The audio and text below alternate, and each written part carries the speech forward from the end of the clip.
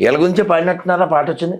దొంగలు ఉన్నారు బాబు, దొంగలు ఉన్నారు, నల్ల బొక్కు పట్టుకొని కొంపలు దగ్గరకు వస్తారు, గాడిదంటాడు వాడు రక్తమంటాడు, పాపమంటాడు నరకం పోతావంటాడు. సాంగ్ బాగుంది కదా, రీల్స్ వాడుకున్నాను నేను. ఒకసారి బుక్ ఇన్నాను అక్కకి, అక్కకొక చెక్క బుక్కు ఇవ్వుము అందులో ఉంది, నేను చూశాను. మంచి బుక్ తర్వాత ఇది కానీ చెక్క బుక్ చూశాను నేను. ఈ బుక్లో మనకి చాలామంది తెలియని విషయం ఏంటంటే, ఈ పుస్తకంలో చాలా స్పష్టంగా వీళ్ళు ఏం చెప్పారంటే, మనము ఈ భూమి మీదకి మోక్షం పొందడానికి వచ్చామని మనం భావిస్తున్నాం. వీళ్ళు గాడ్ అని ఎవరినైతే అనుకుంటున్నారో, గాడ్ అని ఎవరిని అనుకుంటారు వీళ్ళు? జీసస్, యెహోవా అనుకుంటారు కదా. అందులో వీళ్ళ పార్టీ అధ్యక్షుడు వచ్చి యెహోవా. అతను ఏం చెప్తున్నాడు నువ్వు చదువమ్మా, తెలుగు వచ్చుగా. ద్వితీయోపదేశకాండం.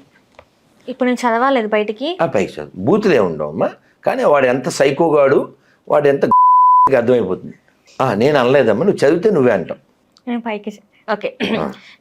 నీవు నివసించుటకు నీ దేవుడైన యెహోవా నీకు ఇచ్చుచున్నది నీ పరముల్లో ఏదొక దాని యందు పనికి మాలిన కొందరు మనుషులు నీ మధ్య లేచి మీరు ఎరుగని ఇతర దేవతలను పూజించుతుము రండి అని తమ పరనివాసులను ప్రేరేపించురు.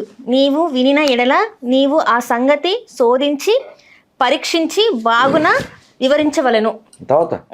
అదే నిజమైన ఎడల అనగా అట్టి హేయమైనది నీ మధ్యన జరిగిన ఎడల ఆ పుర నివాసులను అవశ్యముగా కత్తి చేత అంటే చంపేయాలని చెప్తున్నారా? కనపడుతుందిగా. ఏమండి మా దేవుడిని పూజ చేద్దాం గుడికి రండి అంటే వేసేయాలని చెప్తున్నారు. మంది గుడి, వాళ్ళది గుడిసేటి, తేడా లేదు.